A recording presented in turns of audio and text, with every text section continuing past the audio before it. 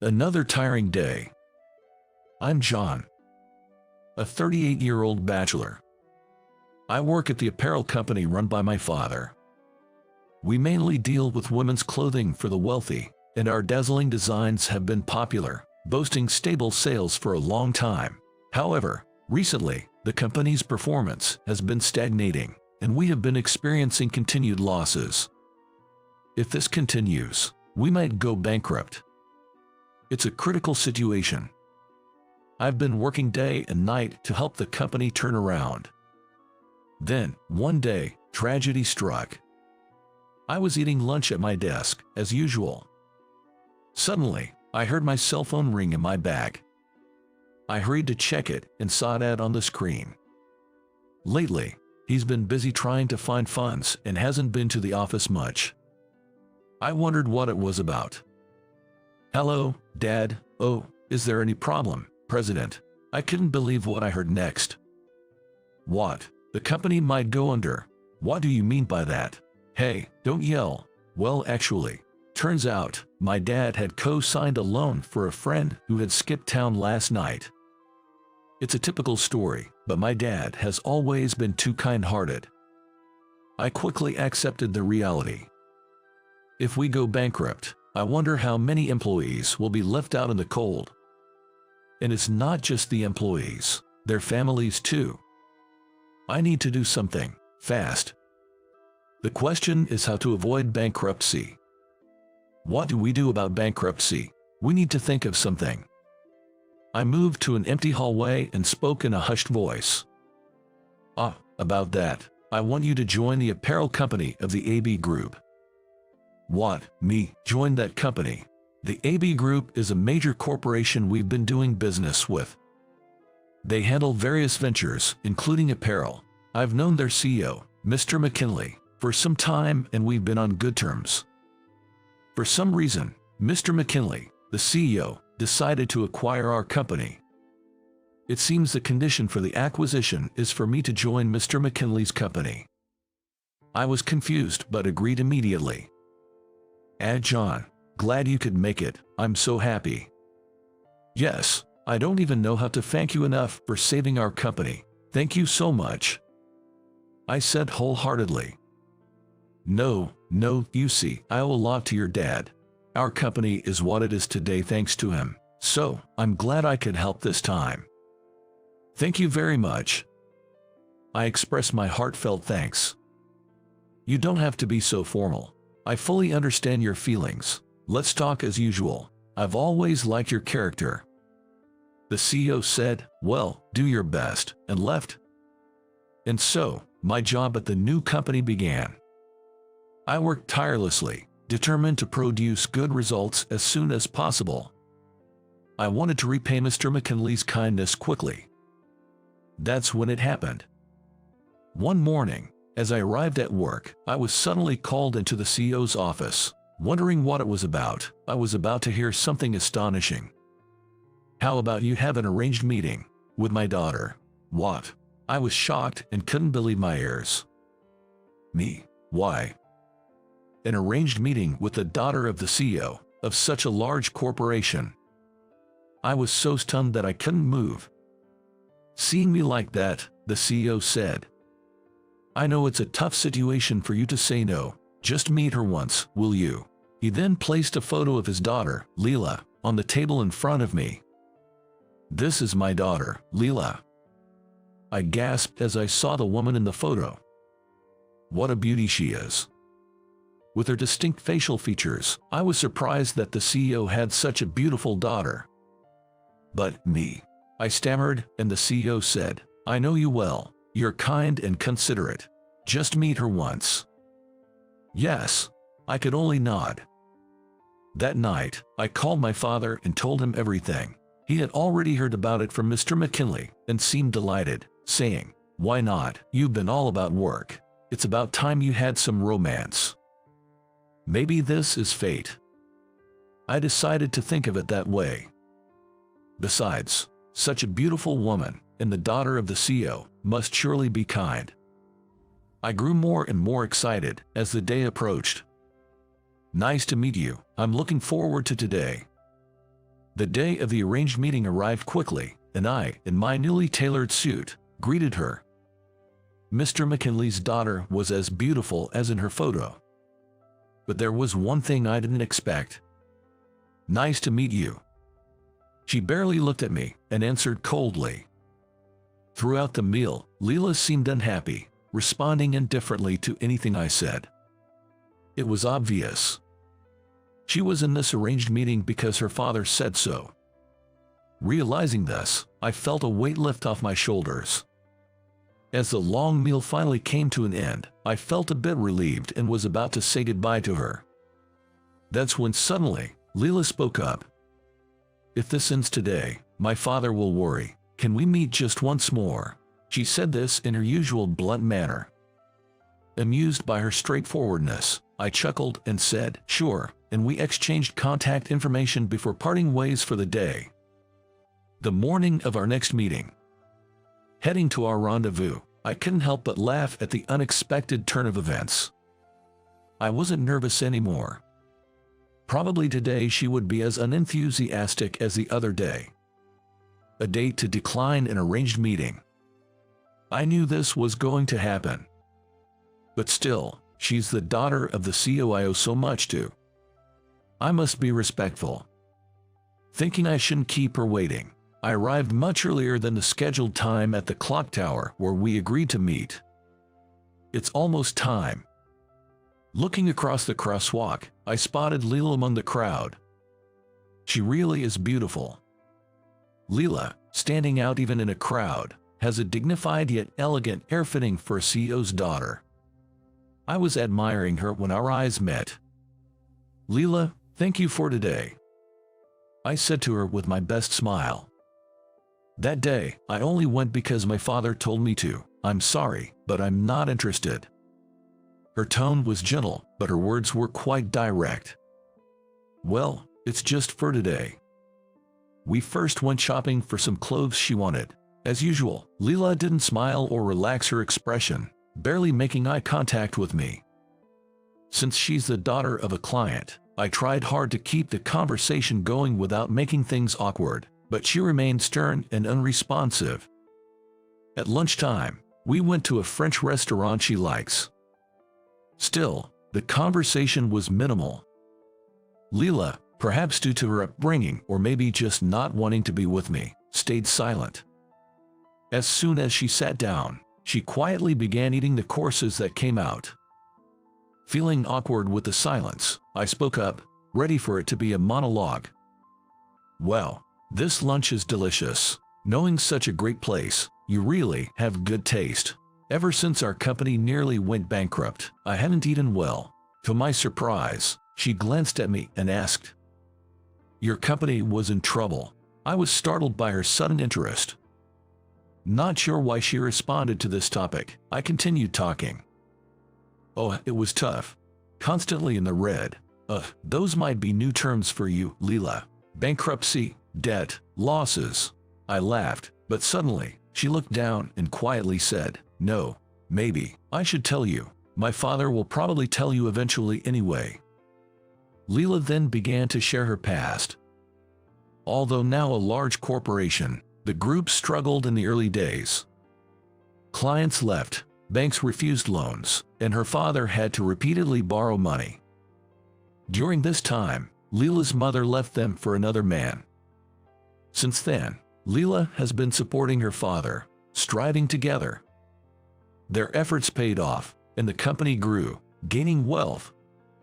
Then, the behavior of those around them changed drastically. People who had never helped them before suddenly started flocking to them, driven by their desire for money. Having seen such greed, Leela became more guarded. "My father is too kind-hearted, and I worry he might be taken advantage of." Hearing her story, I could see why she became strong-willed. And somehow, I found myself interested in her. I respect you. Not many can achieve so much after such tough experiences. Actually, I also come from a single-parent family. We struggled to keep the business afloat. In the beginning, we were really poor. My mom couldn't handle it and left my dad with a little brother to care for. It was tough. so I joined my dad in trying to revive the company, but we could only manage an average life. Then, my father ended up burdened with someone else's debt. Just when the company stabilized, I looked at her with a wry smile.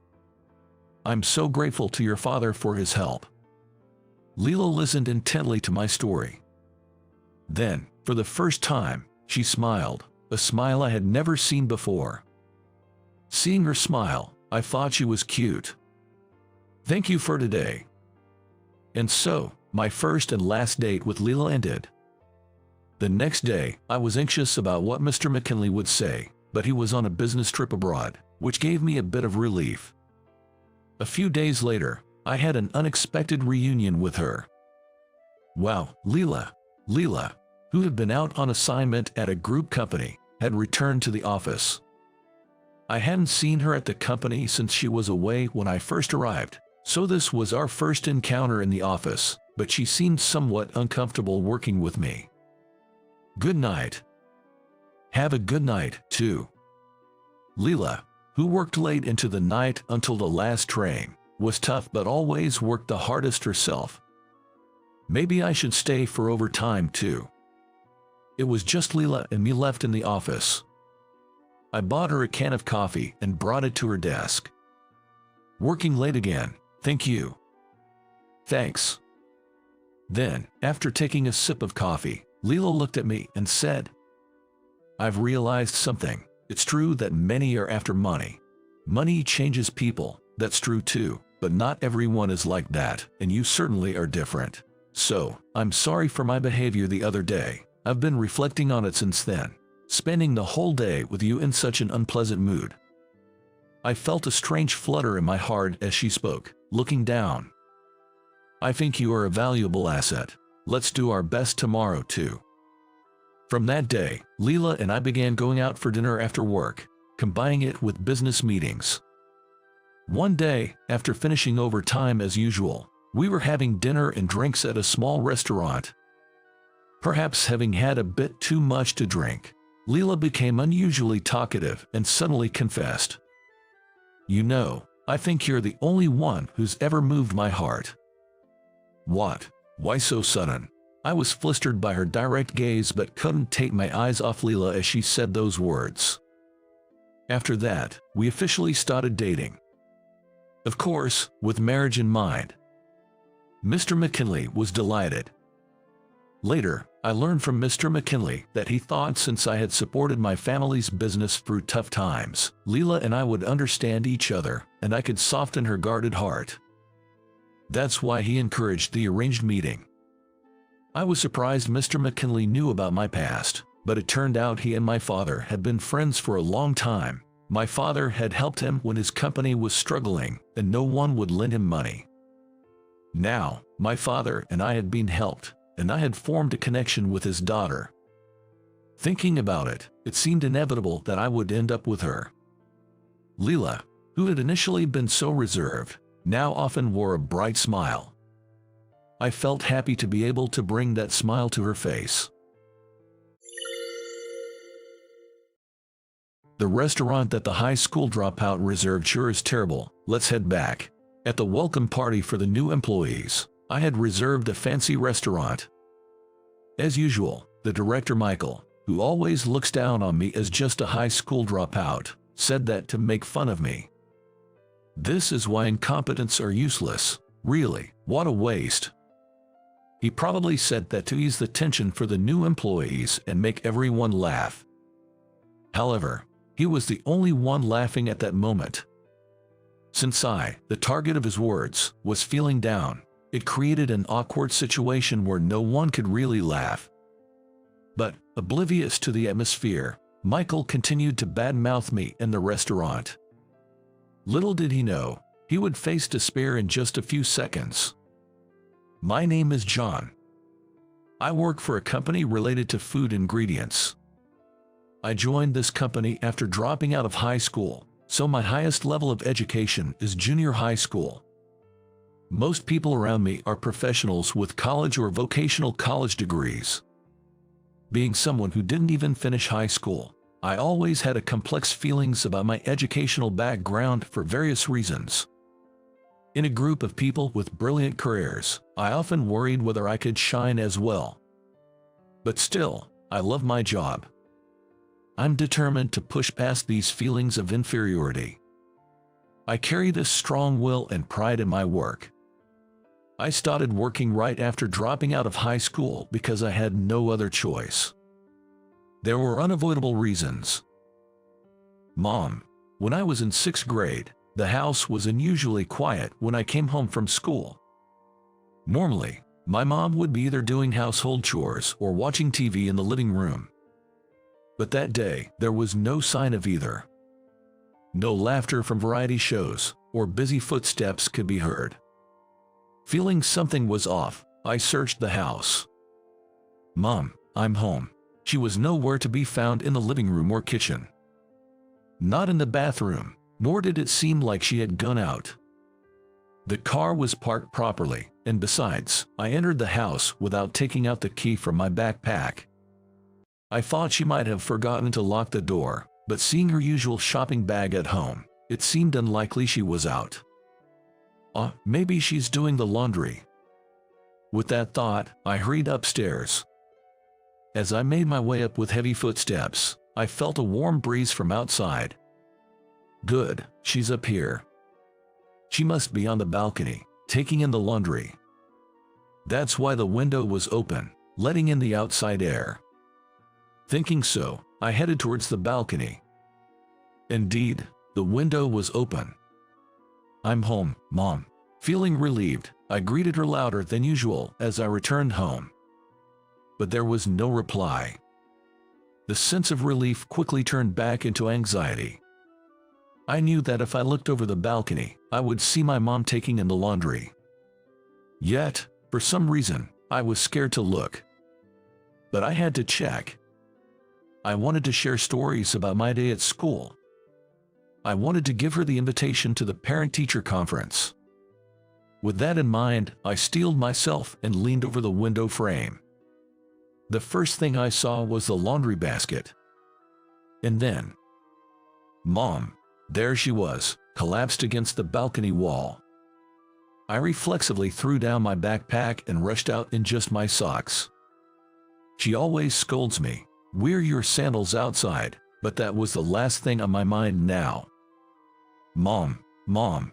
I called out to her several times, but still, there was no response. She seemed to have a wound on the back of her head, perhaps from falling. What should I do? What should I do? To make things worse, there was no one else at home. My dad was at work. My 2nd grade sister, Emily, had said she was going out with friends and their parents. And my kindergarten-aged brother, Sam, was at an overnight daycare. I was in such a panic that all I could do was shout, "What's going on, John?" But my shouting had an effect. I made such a scene that the neighbor from the house next door spoke to me from their balcony. "Mrs. Wilson, Mom has collapsed." "What? Call an ambulance." I reported the situation to her, half crying, and she rushed in with a pale face. That day, I never got a moment of peace. It seems she contacted my dad's workplace from the hospital where my mom was admitted. My dad left work early and rushed to the hospital, while Mrs. Wilson stayed with me. I stayed home to wait for Emily's return. I tried to do my homework, but I couldn't concentrate on anything. I attempted to distract myself with video games, but I couldn't focus at all. I had no appetite, and I couldn't sleep even after lying in bed. Emily, tired from playing, had already fallen asleep. I just watched her innocent sleeping face. As I spent my time like this, the doorbell rang. It was past 11 p.m. "Yes, it's me, John." Standing at the front door was Mrs. Wilson, the neighbor. She's usually all smiles, but not today. I couldn't see her face clearly in the dark, but she avoided eye contact the whole time. "How's Mom? Is she staying in the hospital?" "John, listen carefully." As she spoke, it started to drizzle outside. As Mrs. Wilson hesitated to speak, the rain began to fall harder. Soon, the droplets were pounding on the asphalt, but all I could hear was my own heartbeat. "Your mom. She passed away at the hospital." I couldn't comprehend what she was saying. "No, that's not right." I didn't want to understand. My mom, who was laughing and lively just yesterday. The same mom who was always nagging me about doing homework and taking a bath. She would no longer say anything to me. I couldn't accept this reality. A year has passed. Attending junior high school, I started doing the household chores in place of my mom. Taking care of Emily and Sam was quite a task. Dad helped when he could, but there's only so much he could do after working late. "Thank you, Mrs. Smith. Goodbye," the class representative said that, and the homeroom period ended. While my classmates headed to their various clubs, I quickly packed my bag to head home. Normally, club participation is mandatory, but I was given special permission not to attend. Looking back, I'm grateful to have attended a school that understood my family situation and related issues. Man, my bag is heavy on the way home. I shop for dinner almost every day on my way back from school. I try to keep my load light, but somehow, I ended up with more stuff today. And of all days, it's the day I need to buy vegetables. Maybe I should go home first. I can't miss the vegetable sale today. I can do this. I've managed this same pattern before. If I rush home, I should just make it in time. And that's pretty much how my junior high school life goes. Hurriedly returning home from school, cleaning, doing laundry, shopping, and preparing meals. I spend most of my time on these chores. Mrs. Wilson, who knows our situation, picks up Sam from kindergarten since I couldn't make it in time. He stays with her until either Emily or I return from school. He must be a handful, but I can only be thankful to Mrs. Wilson for doing this. Well, dinner prep is done. The younger two finish their dinner and bath first. Then, I do the laundry, which has become our usual routine. I used to clean at this time too. I'll clean when I get back from school. Emily offered to do it, so I let her. I was a bit worried at first, but it turned out to be an unnecessary concern. Maybe she paid close attention to how Mom and I did it. Emily does such a good job, there's nothing to complain about. Now I need to eat and study until Dad gets home. As tests approach, the amount of homework increases. Sometimes it takes until midnight, but I don't want to use my family responsibilities as an excuse. I try to manage my time efficiently, regularly reviewing my studies. Well, thanks to this, I often can keep up with my friends' conversations. As tough as these days are, I've found a few small joys in my life. Wow, I can't believe how much it shrinks after cooking. It's about cooking. I'm fascinated by how vegetables, meat, and fish bought from the supermarket transform into delicious food. More precisely, what I enjoy is the transformation of ingredients. When you heat a pile of vegetables, their volume decreases significantly. Firm fish becomes flaky and tender when you boil or grill it. The flavors and final presentation change depending on the types and amounts of seasonings used. This magical transformation is fascinating to me. I'm not particularly skilled at cooking itself. I've always been clumsy with my hands, so I knew it wasn't my forte. Maybe I'll work in the food industry in the future. That's what I vaguely thought at that time. When I became a high school sophomore, life got a bit easier. Emily and Sam grew up and started helping out with household chores. I still didn't join any clubs, but the rush of junior high school days has lessened. However, another nightmare struck our family. A call came from the hospital to our home. Dad. When summoned to the hospital, I saw Dad lying in bed. Apparently, he had collapsed suddenly at work. I'm sorry, John. Dad was always energetic, but at that moment, he weakly apologized to me. According to the doctor, it was the result of accumulated fatigue exploding. Since Mom's passing, Dad had been working late every day. Although he survived, it seemed impossible for him to work as hard as before. I had been careless, thinking he was always been energetic, but the consequences of overworking always come back to haunt you.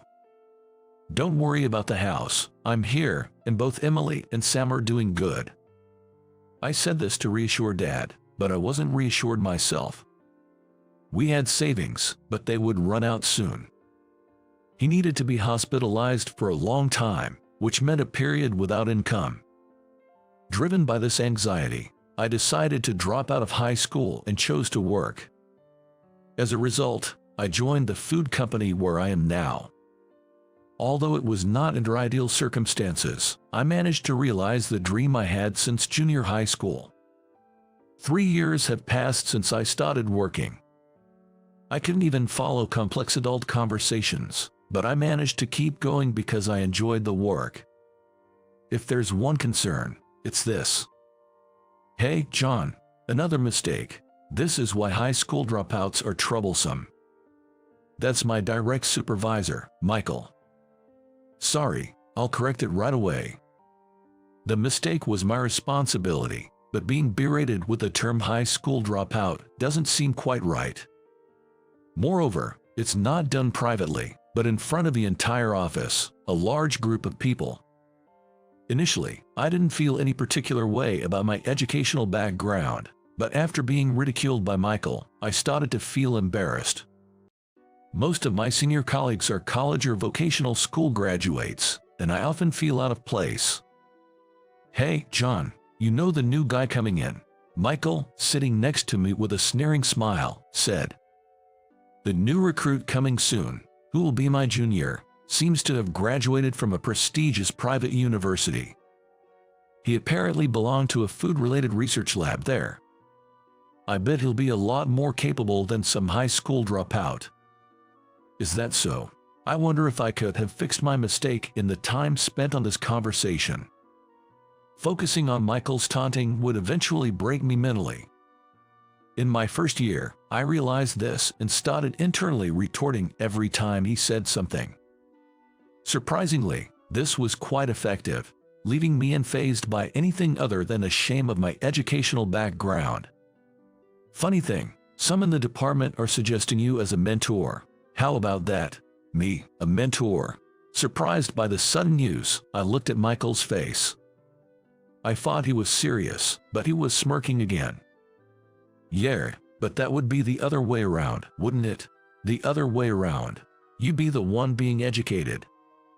Leaving just those words, Michael went back to his own seat, laughing loudly with a gahaha. What a waste of time to take him seriously. Soon after, the new employee Michael mentioned arrived. He was a bright, impressive young man, older than me. He had a wealth of knowledge and experience and was quick to learn the job. I felt like he would surpass me in no time. I thought his arrival would be a great boost for our team, but his excellence only provided Michael with more fodder. You're really excellent, aren't you? Hardly any mistakes, just what you'd expect from a college graduate. The new guy, a bit embarrassed, repeated his thanks. Right, John, you think so too, don't you? Here we go again. Michael was asking me pointedly, his face bearing the usual mocking expression. Calm down, John. Getting angry or upset is exactly what Michael wants. Yes, I do think he's really amazing. Ha ha ha, look at you, acting all high and mighty for a high school dropout. Michael said, laughing.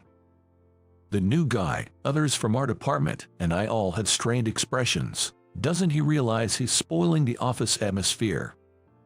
This guy here is a high school dropout, but hey, whatever. If there's anything, teach John a thing or two, will you? Me? Teach him. That's right. He doesn't know anything.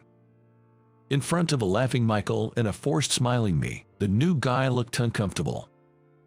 Hey, you know what? Suddenly, as if remembering something, Michael pointed at me.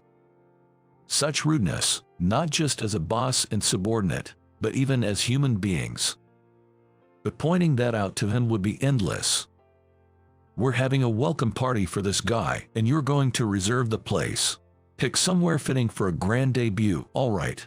Understood. I'll handle it. I was surprised at the relatively reasonable instruction. What about the number of people and the schedule?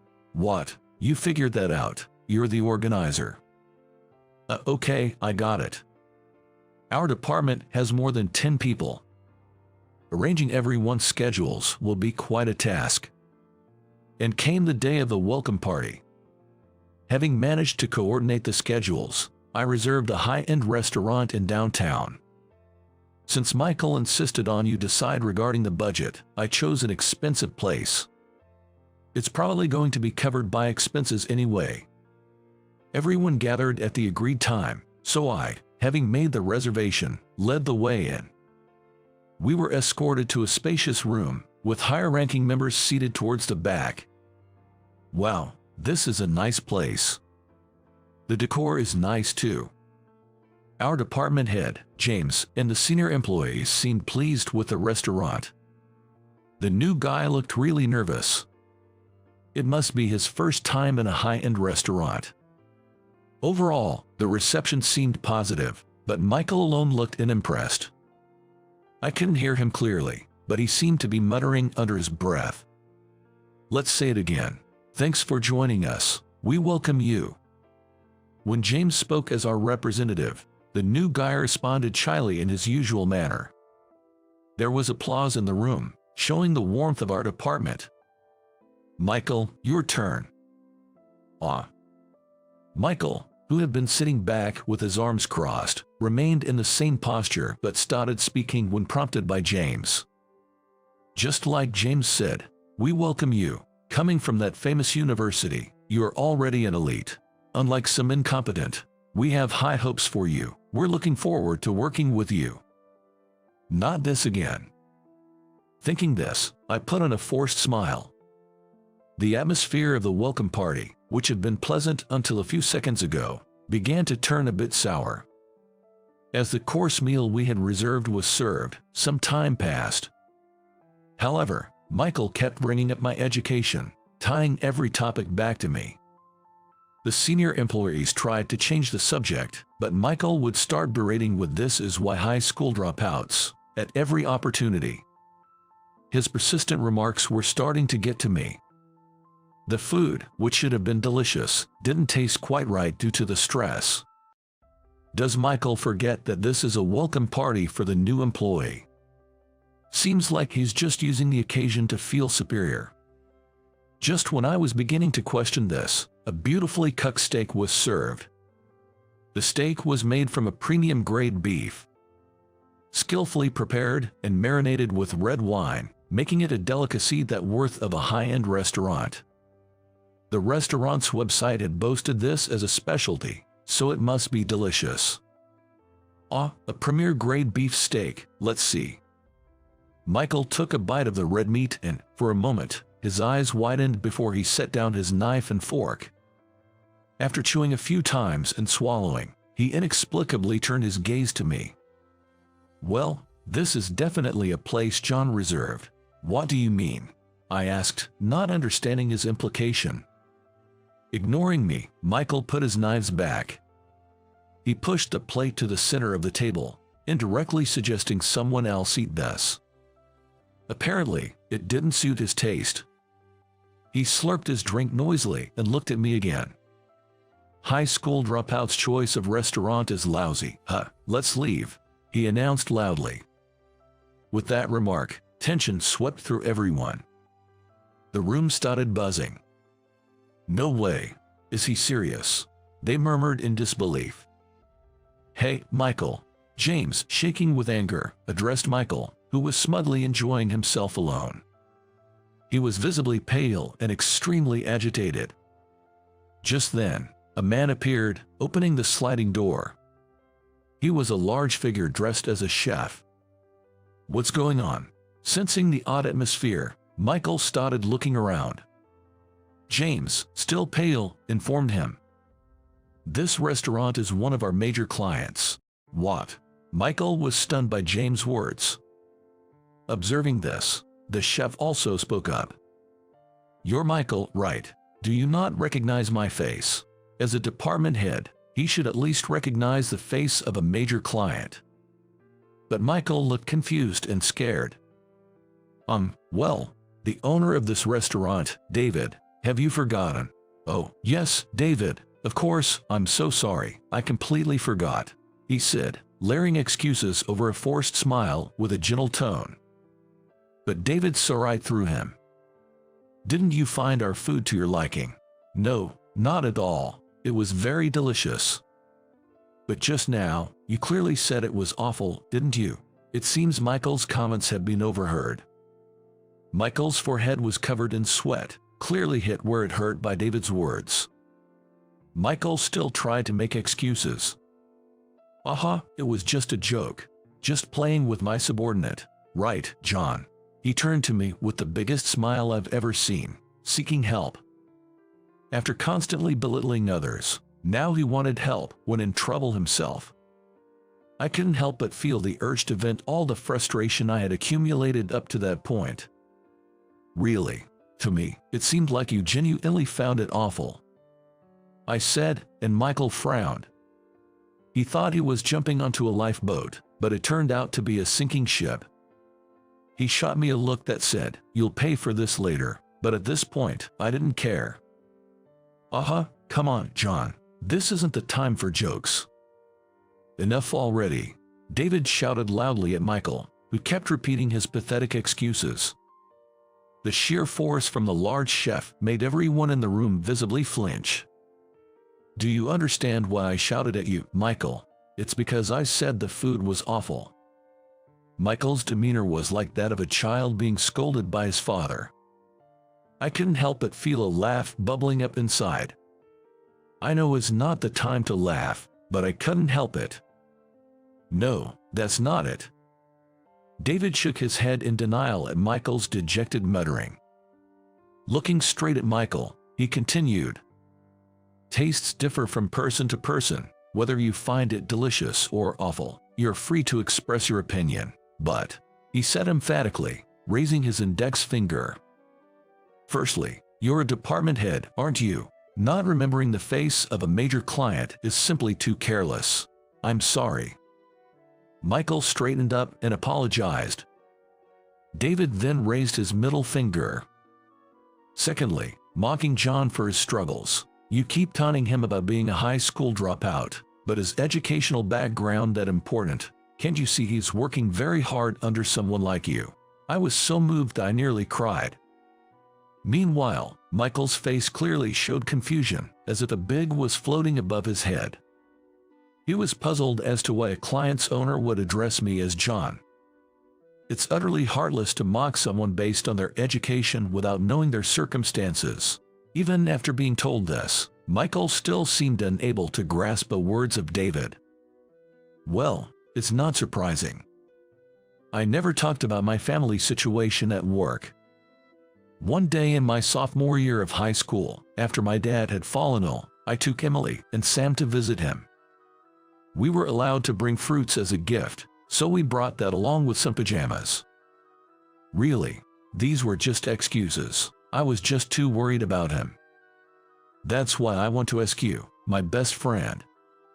As we reached the front of the hospital room, I could hear my dad's voice from inside. It sounded like he was having a conversation with someone.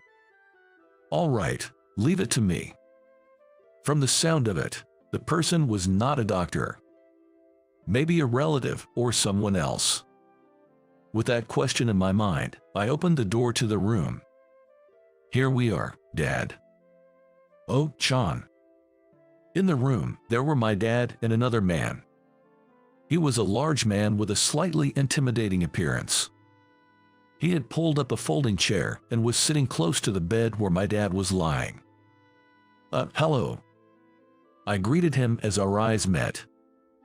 Emily and Sam followed my lead. Hello. The man replied in a deep voice. Despite his looks, he seemed like a kind person. I'll be stepping out for a bit. The man waved to my dad and quickly left the room. Who was that? Hucko, that's a friend of mine. He came to visit. I see. Visits usually involved similar conversations. We talked about how school was going for the three of us, if there were any tests, and how our grades were. It was just typical, lighthearted parent-child conversation. When the younger two weren't around, we also had more serious conversations.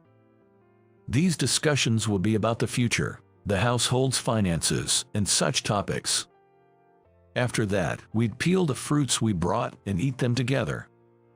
Today, it was an apple. I clumsily did my best to peel it. We ate the unevenly cut pieces, laughing together. When it was time to leave, Emily and Sam needed to use the restroom, so we used the one at the hospital. While waiting, I bought some tea from a vending machine and sat down. Then, someone approached me. "Hey, you're John, right?" Yes, that's me." It was the man from my dad's hospital room. He was holding a can of coffee and sat down next to me. "You're a friend of my dad's, right?" "Yeah, I'm David. Nice to meet you." After introducing himself, he took a sip of his coffee. "Your dad, he's really worried about you three." Feeling strangely tense, I quickly drank about a third of the tea I had bought earlier. "So, he asked me a favor." "A favor?" "Yes, to keep an eye on you three. He said it was not about the money, but just to watch over us three. To be someone we could talk to if something came up." I was told that he had requested just that. Learning that my dad had made these arrangements without my knowledge, I couldn't hold back my tears. "By the way, John, do you have any dreams for the future?" "A dream? Well, it's vague, but I've been thinking about doing something related to food ingredients." "Food ingredients, huh?" Hearing my reply, David started to ponder, resting his chin on his hand. After a few seconds of him, he turned his gaze back to me. "I run a restaurant. Through my connections, I might be able to introduce you to a company related to food ingredients." Really? I couldn't help but feel excited, and I started consulting with David about various things. I shared about the struggles I had faced, the hardships of my life, and the joys I had discovered amidst it all. I also mentioned my thoughts about dropping out of high school and getting a job, motivated by my desire for my sister and brother to live without hardship. Gradually, I became friendlier with David. Eventually, I got a job at the food company he introduced me to. It was the same company I work for now. The reason I could make a last-minute reservation at this highly sought-after restaurant was twofold. I was acquainted with David, the owner, and he was a business partner. Faced with these facts from David, Michael could only stare blankly. After a moment of silence, he finally spoke, his eyes filled with tears and his voice trembling. "But still, John, being a high school dropout, must have many things he doesn't know. So you curse him with foul language. Is that what a supervisor should do?" "True, I often feel the lack of knowledge compared to others. There's naturally a gap between someone who dropped out of high school and someone who went to college and did research. Knowing this, I've always tried to absorb everything I'm taught. I believe I'm not behind college graduates in terms of effort. But, enough, please leave. Sitting at the head of the table and mocking your subordinates, just to bask in your sense of superiority, I've seen enough." Unable to bear David's intense gaze, Michael quickly gathered his things and left the room, almost fleeing. No one tried to stop him. "Sorry, this was supposed to be a welcome party, wasn't it? I apologize for spoiling it." David, now calm, apologized to the remaining people. No, please, don't worry about it," James responded in the awkward atmosphere. We finished the food we had reserved, and the welcome party came to an end. David didn't say he would stop doing business with us. "Just say hello to Michael for me." That was all he said as we left. I was glad things ended smoothly. But I couldn't feel entirely relieved. This whole situation had been caused by my personal circumstances. I left for home, feeling somewhat unsettled. As a side story, the incident was reported to President Johnson. Michael was apparently ordered to stay at home for about a month. With Michael gone, my feelings of inferiority about my education were relieved. I wish things had turned out well, but unfortunately, that wasn't the case. Weeks have passed, and the incident at the restaurant still lingers in my mind. I was protected by David, but I didn't actually do anything myself. This isn't good. I was overwhelmed by an indescribable sense of unease. While harboring these anxieties, a few weeks later, I received a phone call before the start of the workday. In the office, it was just me, the new guy Ryan, and Michael, who had returned. "Ryan, try answering it." "Okay."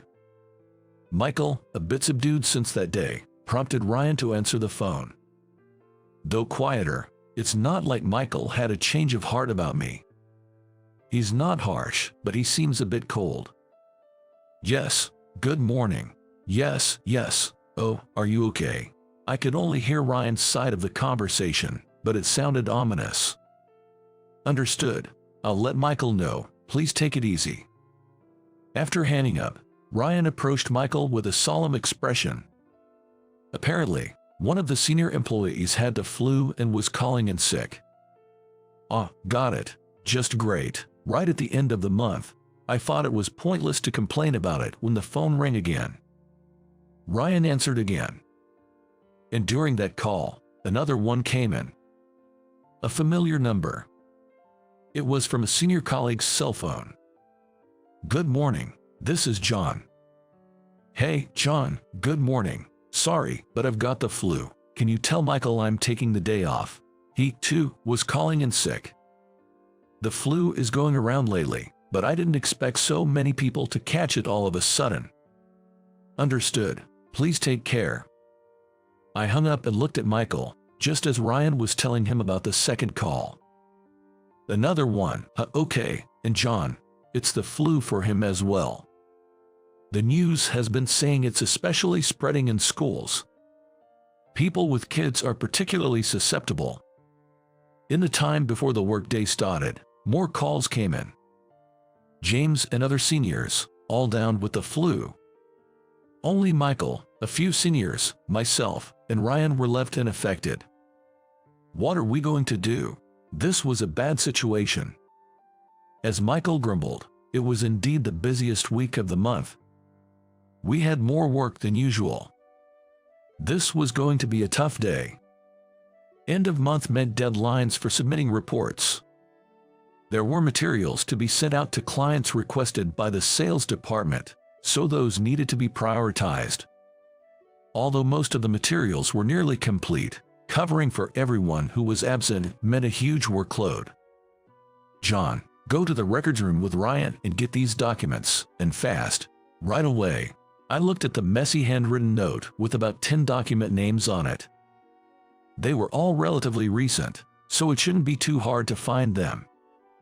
"I'll hand you the documents I find. Can you put them in this basket?" "Understood." Ideally, I should teach Ryan where and how the documents are sorted and stored. But today we were in a race against time, so I decided to teach him later. I quickly returned to the office with the documents for Michael. "You're slow. This is why we can't rely on high school dropouts." "Sorry." I was berated as usual, but Michael's expression was serious. Not his usual mocking self. I could tell he didn't have the luxury to tease. We were all pressed for time. It was past midday. It wasn't just about creating documents for clients. They needed to be approved by a supervisor, in this case, Michael, before being handed over to the sales team. That's the protocol in our office. "Michael, I've sent 4 documents for your review." He didn't respond. But our eyes met, so I assumed it was okay. "John." "Joe, what's up?" While I was working on the 5th document, Ryan approached me. He turned his laptop screen towards me. "What should I do in this case?" For this, you do it like this." I wished I could teach him more thoroughly from the ground up. But again, We didn't have the time. I quickly provided a solution and returned to my work. I see, thank you. Feeling relieved that the issue was resolved, I noticed Michael staring intensely at me. Michael, something wrong? No, nothing. Keep working. Don't waste time talking. Despite his stare, I mentally grumbled and resumed my work. By evening, I had become more accustomed to the hurried pace of preparing documents. It seemed manageable. But then, one of the seniors stopped working and seemed troubled. Are you okay? I might be in trouble. He said he was feeling feverish, nauseous, and had aches all over his body. Not being a doctor, I couldn't make any irresponsible statements, but judging from the situation, it seemed like the flu. After consulting with Michael, we concluded it was better for him to go home rather than risk spreading the infection. Sorry for leaving at a time like this. I'll take better care of my health. The senior left early, apologizing and looking guilty. We managed to complete the external documents just before the end of the day.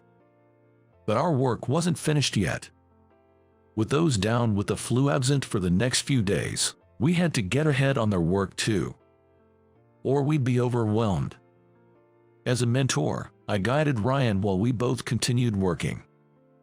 I worried about making mistakes but prioritized completing tasks. Finally, that night, we're done. The last task of the day was finished. The senior's words of relief seemed to lift the weight off everyone's shoulders. The clock was already pointing past 11 p.m. Yes, thanks for the hard work. I noticed that Michael, who had stepped away from his seat, was handing out canned coffees to everyone. He gave them to the seniors and Ryan, and finally approached me. John, can I talk to you for a sec? Huh? His demeanor felt different from usual. His voice and face were serious. He gestured with his thumb towards the office entrance. It was unable to find words. So, you got lucky and got fired. Then you desperately came to interview with us, an employee from a declining company. You're only good for menial tasks. He smirked mockingly and said, we don't need losers here.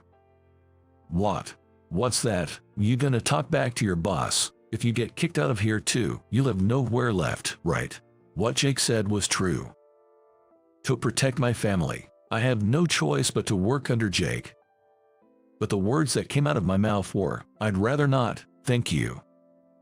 Jake's smile disappeared. Working under someone who complains about age isn't going to benefit me. Plus, you disparaged the company I worked for as a declining company. A company that can't respect its competitors will eventually fail because of young, ignorant, and arrogant people like you. Jake was enraged and said, what did you say? But I had already made up my mind. When I glared back, he seemed a bit intimidated and faltered. I'm sorry we couldn't come to an agreement. I'll be leaving now. I said this and left the room. I ended up quitting on my first day. As I approached home, I regained my composure. What have I done? What should I do now? Even though I was distraught, I couldn't go back to that company. I'm home. Hearing my heady voice, my wife, who was in the living room, greeted me with a surprised look. What's wrong? Did you forget something? As my wife served a cup of coffee, I told her I got heated and left the company because of some cocky young boss. She got angry on my behalf, saying, what? That's infuriating. If that's how it is, let's get you into a better company and show them. There's surely a company that will appreciate your strengths. If needed, I'll work too. Let's work on this together. She patted my shoulder reassuringly. Her words gave me solace, and I felt motivated to resume my job search. When our daughter returned from school, she said, "Oh, Dad's off work again." But this time I was determined to find a better job. I'll start over once more. That was what I was thinking when an unexpected event occurred. That evening, while relaxing with my family after dinner, the doorbell rang at an unusual time. It was rare for someone to ring the doorbell at that hour. I answered the door. "Hello, who is it?" There stood a young woman, apologizing. sorry for bothering you so late," I exclaimed, in surprise. It was Sarah, the receptionist from this morning. "My husband was extremely rude this morning, and I'm really sorry about that," she said. "You're Jake's wife," she apologized again. She had watched me during that intense situation, noticing that I remained polite to the end. She praised me, saying she thought I was a truly wonderful person. It's a waste not to hire someone who can be courteous to everyone. So, I personally appealed to Mr. Johnson, the president. He has agreed, so I came here to invite you back. She had come all the way to scout me. True, I was polite, but I was also a bit sarcastic towards Jake, so whether I was truly courteous is debatable. "Mr. Johnson hasn't received your resignation yet. He, along with apologizing, would like to meet you again. Could you come to the office tomorrow?" I scratched my head, feeling a bit troubled. I was angry at Jake's attitude, but it's hard to outright refuse when asked so humbly. When I said, "I'll visit the office tomorrow," she looked relieved. The next day, Sarah, who had visited me yesterday, was waiting for me at the office.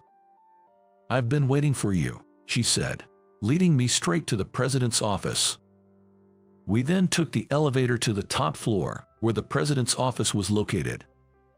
"Excuse me, I've brought Kevin," she said, knocking on the door. A voice said, "Come in."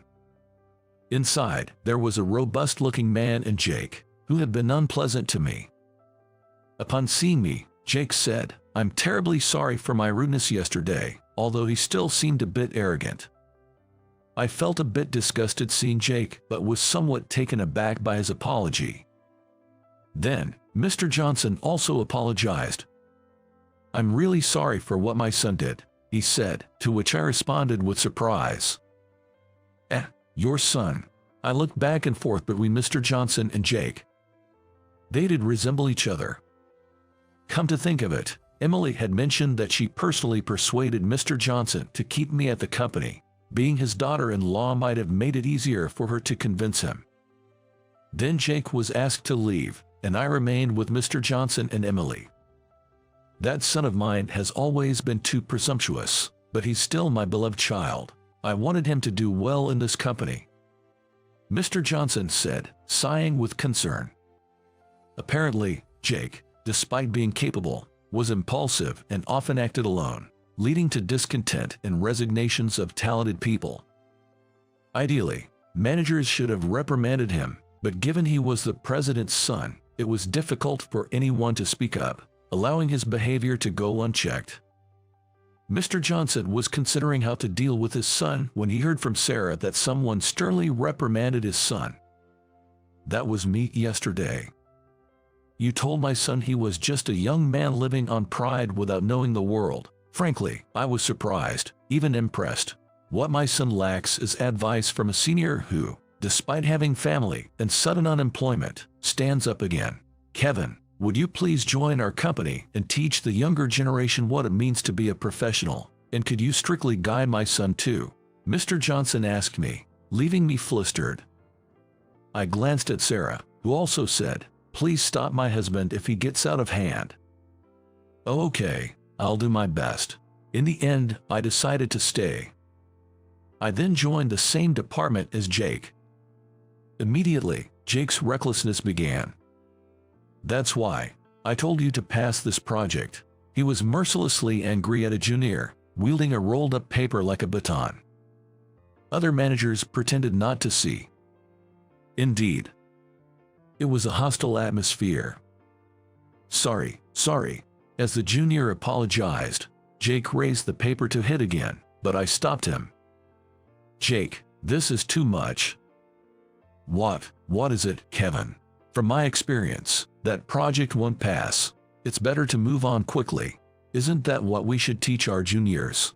At my words, Jake seemed dissatisfied and muttered, "Umph," but he unrolled the paper he had been holding. "It kind of feels like. I feel like a teacher guiding a mischievous kid." "All right, let's move on to the next, Jake." As I patted Jake's shoulder with a laugh, he quickly scurried away. Everyone looked at me with respect for standing up to the president's son. Sigh. It seems I'll have to work hard at guiding this son for a while. However, a year later, Jake gradually became less abrasive and started to grow as a person. The atmosphere at the company improved significantly, and Sarah thanked me, saying, "My husband seems calm at home too." Then, Mr. Johnson assigned me to a different department with a new position. I guess it's what you'd call a rapid promotion. My salary increased, and my wife was very pleased. "Thank you for everything." Jake said this to me before I transferred. I don't know if he'll become the president one day, but no matter how important he becomes, I want to keep pointing out any mistakes he makes. Living for over 40 years and getting fired taught me one thing. It turns out I'm pretty good at taking care of others. I want to use this newfound talent to teach the younger generation what being a professional is all about. Even an old guy like me still has a lot to offer. You're a doctor. Give me a break, haha. A former classmate who always looked down on me as an introvert since our school days constantly teases me. Apparently, she is now working as a nurse at the hospital where I work. Seriously, you're a doctor. Please, don't hold me back. Her attitude is as rude as ever, and I can't help but sigh in disbelief. Then, right after that, "Welcome back, Director Davis."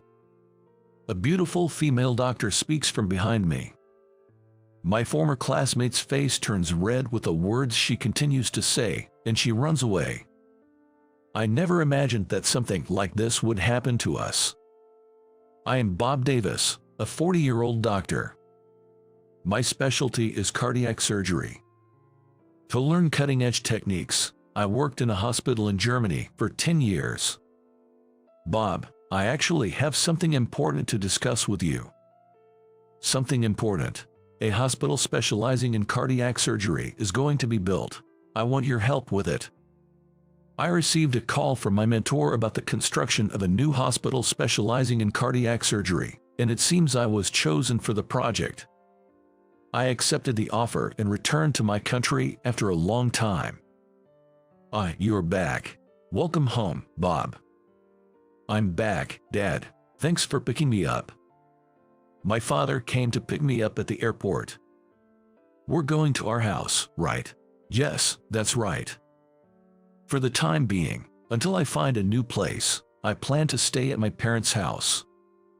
So, I nod at my father's words and get into the car. Your mother has been eagerly waiting for your return. Is that so? Every day she counts down the days until you return, wondering what to cook for you. I'm tired of hearing it. Haha, that's just like Mom. Hearing from my father that my mother was eagerly waiting for my return, I couldn't help but laugh, easily picturing her. Looking out the car window, the passing scenery made me feel somewhat nostalgic. Welcome back, Bob. I've been waiting for you. Thanks, Mom. I'm back. Must have been a tough journey. You've aged. Arriving home, I'm greeted by my mother. Like my father, she seems older than when I last saw her, reminding me of the passing time. I'm about to start cooking. Why don't you rest a bit until it's ready? Your room is clean. You can lie down there. Thanks, I think I'll do that. Taking my mother's offer, I head to my old room, which is kept just as it was, and I sit down comfortably. Feels nostalgic. It's really just like old times. Muttering to myself, I look around the room and notice my high school yearbook. Looking through the yearbook, I realize that while I still have contact with a few classmates, I have no idea what most of them are doing now. Well, they probably feel the same about me. As I go through the album, memories of high school naturally come back to me. I've always been shy, with only a few people I could call friends. Moreover, I've had the dream of becoming a doctor since I was young, so I spent most of my time studying. I was deeply inspired by Dr. Smith, who took great care of my mother when she was ill. I asked him how to become like him, and he said, "The key is to study a lot. The more you study, the more people you can help." From then on, I led a life centered around studying. Because of that, I honestly felt like an outsider in my class. There were some who mocked me for being an introvert. Especially a girl named Lisa, who was one of the most popular among the girls, would say, "Bob is such a boring introvert, isn't he?" "Definitely. He's boring and kind of uncool." Exactly. He does nothing but study. A guy whose hobby is studying is really dull. I don't care what you think of me. What? The introvert is getting cheeky. She often came up to me with such remarks. It was the same in both middle school and high school, but her lines never varied, always calling me an introvert like it was her catchphrase. Introvert types are really creepy. They're so gloomy. If you think that, then stop bothering me. Shut up, really. The atmosphere gets worse when there's an introvert around. She persistently said unpleasant things like that. To make matters worse, Lisa had a wide social circle, even seeming to have connections with boys from other schools. Hey, the introvert's getting too cheeky. Always studying, trying to show off how smart you are. Study geeks definitely don't get any dates. Well, those who seem to be the more outgoing type, not part of the party crowd but still active, sided with Lisa and began to harass me. It was annoying to be bothered by these guys, but what mattered most to me was studying. I ignored them completely, not giving them any attention. Eventually, they got bored and stopped bothering me. Even amidst this, there were decent friends in my class who weren't part of the popular crowd. "Bob, can you help me with this?" "Sure, no problem." "Hey, do you mind hanging out after school today?" "Well, I guess a break is needed once in a while." "Sure, I'll join you." "Thanks, Bob." I, just like my peers, diligently pursued my studies, occasionally indulging in play and detours, enjoyed high school life reasonably. At times, acting like typical high schoolers, we'd do silly things or ride our bikes all the way to the beach. It wasn't all bad. I reflect on those days. When I hear my mom calling out that dinner is ready, I decide to put away the photo album and head to where my mom is. By the way, I'm still in touch with my friends from that time, and when they heard I was back in town, they suggested we grab a drink when time allows. Looking forward to that, I decide to turn in early to prepare for tomorrow. The next day, I head to the hospital where my mentor, now the director, works. The hospital where I'm scheduled to work is still in the pre-opening stage, getting things ready. The large hospital, where my mentor is the director, is the origin of my own hospital, from which only the cardiac surgery department branched out to form the new hospital. There were high expectations from everyone for more specialized and advanced treatments. I've got to live up to those expectations. Could it be, Bob? Lost in thought, I am addressed while on my way to the director's office. There stood a woman in a nurse's uniform. Could it be Lisa? The woman was Lisa, aged just like me. Her makeup was heavier than before. Her once blondish hair now dyed black and tied up. Her flashy nails now trimmed short, looking every bit the ordinary nurse. I could tell from her appearance that she was a competent nurse. Long time no see. Long time no see. Ahaha, Bob, you really haven't changed a bit. Still an introvert, huh? Lisa laughs heartily. Her appearance might have changed, but she's the same on the inside. You're a doctor. Give me a break. Sure, you were always studying. Right, sorry, but I'm in a hurry to the director's office. Frustrated by her usual rude attitude, I respond with a sigh. Lisa laughs even harder at my words. Seriously, you're a doctor. Give me a break. Don't hold us back. Lisa then adopts a condescending tone. You always studied hard, but being smart isn't enough to be a doctor, right? Can you even communicate with patients? Listen, just as I'm about to retort to Lisa's mocking. Found you. A woman's high voice comes from behind me. As I turn to look, she steps between me and Lisa. Welcome back, Director Davis. She said that and smiled at me.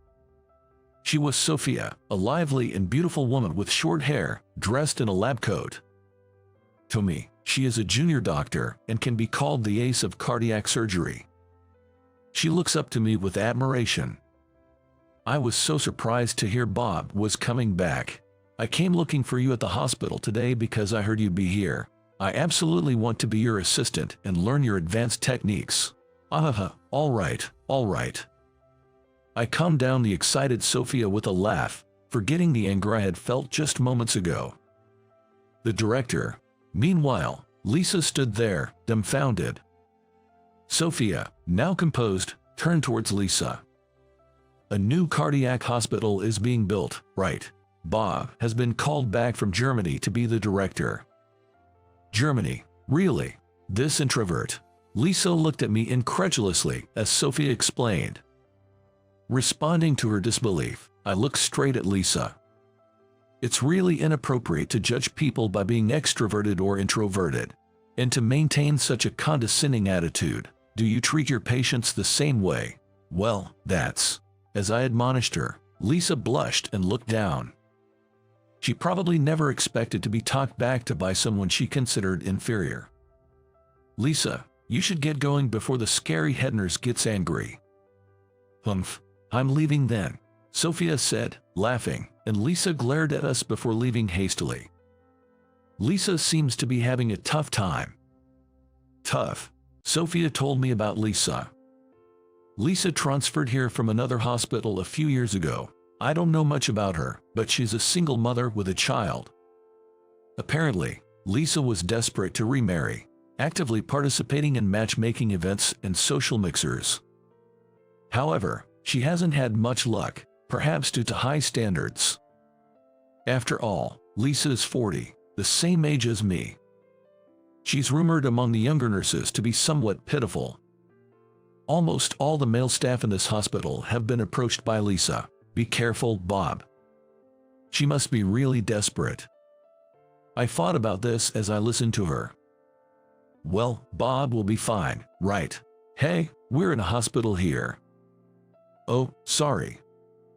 I smiled at Sophia, who trusted me, and said that just in case. I agreed with her words. I could confidently say that nothing would happen between me and Lisa. But her situation did concern me a bit. As the director, I was leading a busy life. Bob, about this patient. Yes, that's right. Sophia from cardiac surgery, and even Lisa, who transferred to the same hospital, were there. Dr. Davis, may I have a moment? Sorry, I'm discussing a patient right now. Could you please wait a bit? Okay. Lisa, unlike before, didn't call me an introvert anymore and properly referred to me as Dr. Davis. That was good, but... Dr. Davis, how about lunch together? Sorry, I have a meeting planned with the other director. I see. While walking in the hospital, being approached from around corners. Bob, about that matter. Yes, about that. Dr. Davis, what are you talking about? Well, it's a conversation between doctors. We'll inform the nurses later. Okay. Talking with Sophia, she tried to join in. For some reason, this person kept appearing wherever I went, trying to strike up a conversation. Isn't that person acting a bit odd? Sophia seemed puzzled by this behavior too. Then, one day, why don't we, as classmates, go out for a meal? Lisa invited me. I'm afraid I can't. I tried to leave after declining, but Lisa grabbed my arm and I couldn't move. When would you be free? I'd love to have a long chat. I found Lisa leaning on me quite creepy. There's no good day for me. I've decided to always have dinner at home. I said, distancing myself from Lisa. Why not? Let's forget the past and have a fun drink. The past, I'm not bothered by it, but it's not something Lisa should bring up. Bob, you've become so respectable. That's why I started liking you. in a romantic way, of course. Sorry, but I have a wife and kids. I firmly rejected Lisa's strange advances. Huh? Lisa was stunned by my words. I left her there and quickly went home. I'm home. Oh, how was your day, dear? Not bad, Ellie. Kevin, I'm back. I have a family of 3 with my wife Ellie and my son. Seeing my wife and son, who she was holding, naturally made me smile. Dinner will be ready soon. Thanks. Kevin was such a good boy today. That's great, well done. I took my son from my wife and followed her into the house. I deeply love my wife, and my son is the apple of my eye. Even now, I feel truly happy sharing dinner together. Actually, Sophia is my wife's sister and a person who introduced us.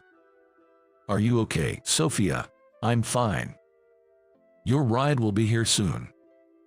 Okay, sorry to keep you waiting. It was Ellie who came to pick up Sophia, who had passed out at a medical department drinking party. She was so polite to us. I'm sorry for the trouble Sophia caused. Please have these snacks. Ellie brought snacks to apologize for her sister's trouble. Her manners were so proper, I almost fell for her at first sight. Ellie. Yes, I'm Sophia's senior. Would you mind exchanging contact information? Sure. After that, I went all out with my advances. I think I was unusually assertive for me. Bob, do you like my sister? Oh, yes, I do. Then, I'll help you. I'd be happy to see you and my sister, whom I admire and love, happy together. With Sophia's support, I was able to marry Ellie. So, Sophia is not only my sister-in-law, but also, in a way, my benefactor. Back then, Sophia trusted me completely, knowing how head over heels I was for Ellie. Actually, I've been asked to come back to America. Really? And since you're pregnant, how about going back earlier for a hometown childbirth? That would be great. I appreciate it. My wife had come to Germany with me, but when she got pregnant, we were offered to return to America. Seeing it as a good opportunity, I decided to go back and sent my wife ahead to prepare for childbirth in America. She went to stay at her parents' house. After I returned to America, we settled into a new house, having just moved recently. We had stayed at my parents' house for a short while until we found our new place. I didn't want our precious family time to be disturbed, so I have been turning down various drinking and dining invitations. Even a meal with old friends was postponed. Speaking of which, I got teased a lot for being so la vie de vie when I mentioned this. Anyway, this time with my family was a treasured moment for me. Where's Lisa? She's off today. The next day, Lisa took a day off. I thought she might have felt awkward after what happened. Her child is not feeling well. Is that so? Turns out her child was sick. Lisa is a single mother. She's probably the only one who can take care of her child. Her daughter often gets sick and needs nursing leaves. I see. Thank you for letting me know. Maybe Lisa is struggling more than I knew. I asked Sophia about Lisa too.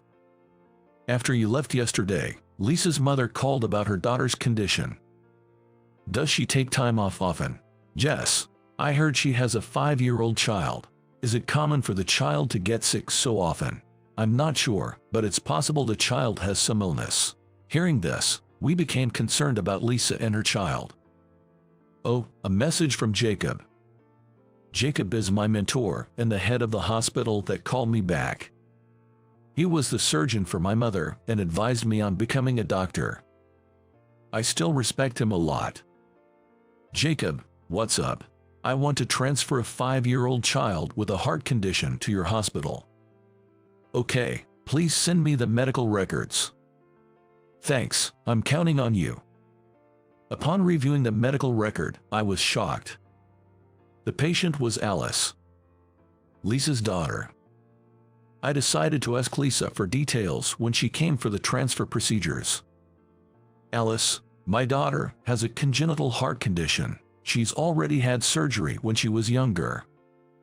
She's had surgery before. Yes, but it wasn't fully treated, and she's been in and out of the hospital. This is her third transfer. It sounds serious.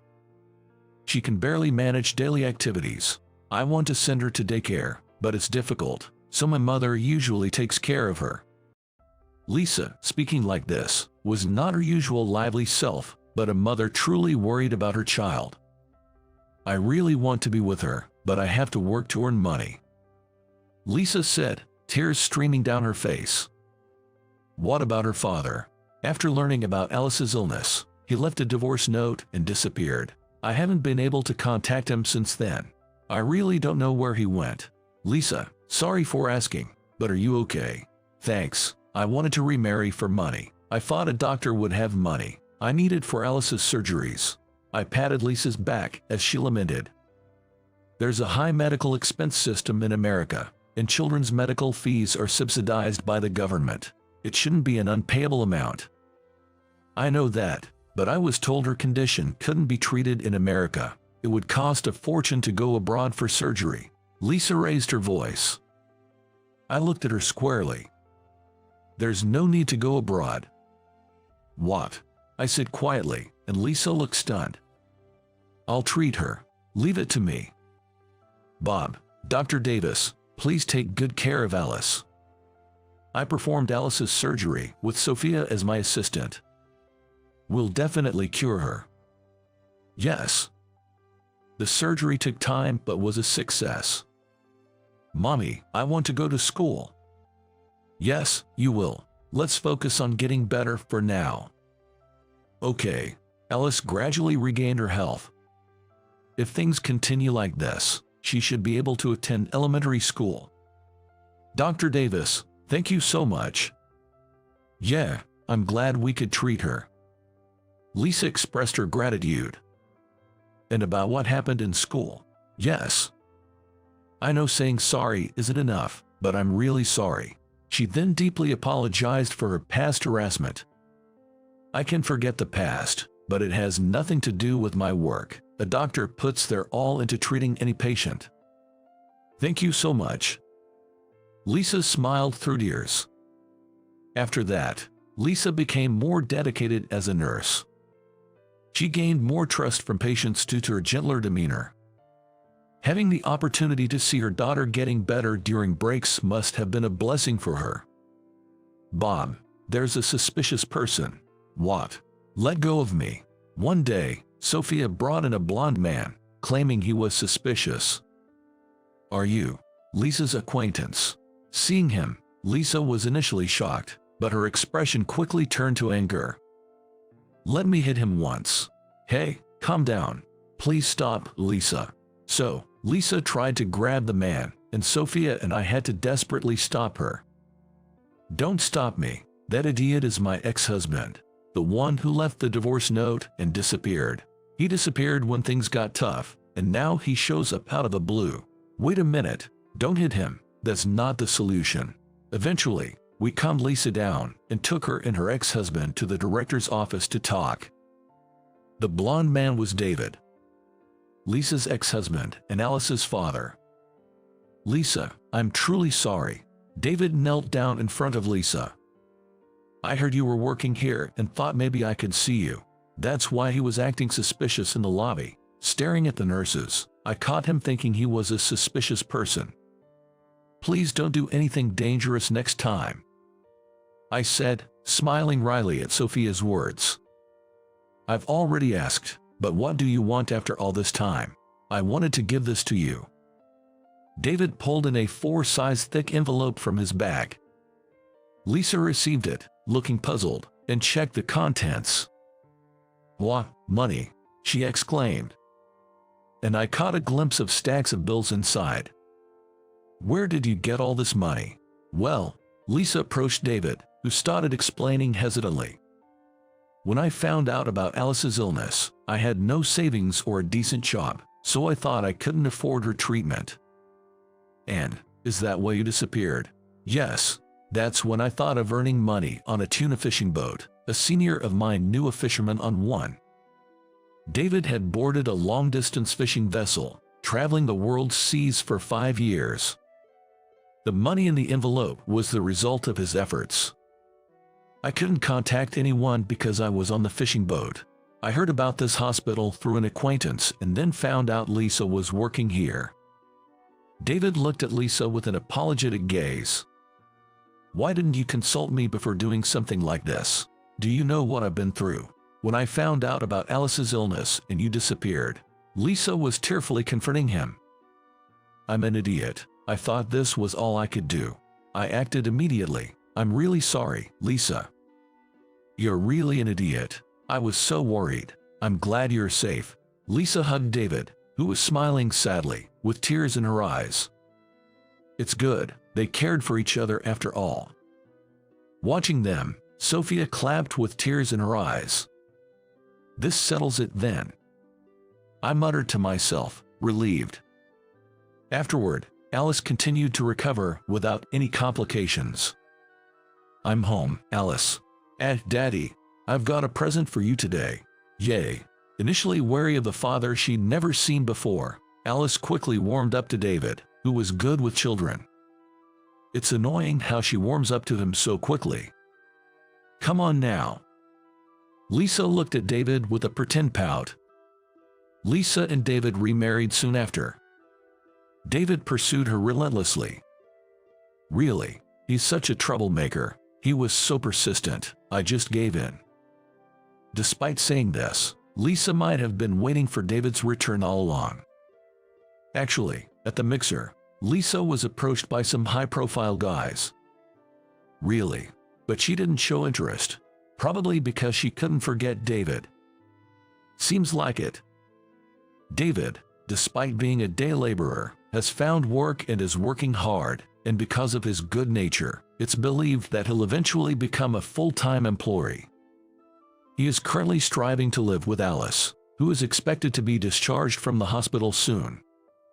I don't want to see a child suffer. It was truly wonderful to see a happy family of 3 holding hands together. I heard about Alice from Sophia. It's great that 3 of them are back together as a family. Yes. Jacob seemed to have been concerned about Alice too. He contacted us happily after hearing our report. Seeing that family reminds me of you when you were young. What? Seeing how you worried about your mother, I was determined to get her back for you. Not just the 2 of you, but all 3 of you out of the hospital. Really? I never knew that. This was the first time I had heard this story. In fact, I just found out that Jacob remembered me. I was right. I've believed since then that you would become a good doctor. Thank you, Jacob. I'm counting on you. Thank you. By the way, Sophia, who reported about Alice and brought us together and secured David, was a big help. Oh man, I thought I was fine being single. Now I want a family too. She muttered that. She is single, but with her looks, she is popular among male doctors and nurses. If she's willing, we'll soon hear happy news about her. Then, the time came for a meal with friends I had kept waiting. You're a celebrity now, Bob. Stop it. But achieving your dream is amazing. Everyone looked older, but inside they were much the same as before. Who's picking you up today? Oh, my sister-in-law is coming. That's a good sister-in-law. My brother is coming for me. Your much younger brother, right? Yeah, he's of a good age now. I wish someone would take him off my hands. A few hours later, we dispersed as our rides arrived. Bob, I talked a bit with a man who came to pick up your friend. He seemed nice. Oh, an unexpected match might be forming. Then, through an old friend, they exchanged contact details and quickly got close. I never imagined Sophia getting married. Well, she looks happy, that's good. Yes. The following year, the 2 married and had a daughter. I'm home. Welcome back. When I get home, my wife and son welcome me. Recently, my son has finally started to roll over. Work is busy, but I want to take care of my son as much as possible. Oops, what's up? It's almost time for his milk. Then, I'll make it. Can you look after Kevin? Yes, please do. I've become adept at making milk and changing dirty diapers. Hey, do you have this weekend off? Yeah, I do. How about we go shopping together? Sounds good. Let's go out as a family of 3. When we go shopping, I always volunteer to hold him. I play with him whenever I can and make sure to spend time with my wife as well. My child is truly the apple of my eye. I suddenly remembered the Lisa family. A family that almost fell apart due to a misunderstanding. This time, because they both cared for each other, they were able to return to being a happy family of 3. Apparently, they were scolded quite a bit by both sets of parents. They were forgiven by promising to stay together and be happy until the end. Dr. Davis, Mommy is smiling, and I'm happy. That's great, Alice. Yeah, I love Mom and Dad. Seeing Alice say this, Lisa and David smiled happily. Watching that couple taught me the importance of properly expressing our feelings to each other. Thank you always. I looked at my wife and said that. Surprised by my son's words, she then smiled warmly. You too, always working hard. I hugged my wife, who replied to me. Let's continue to be happy together as a family of 3. Sounds like a proposal. I thought about how important it is to continue caring for each other and expressing it in words.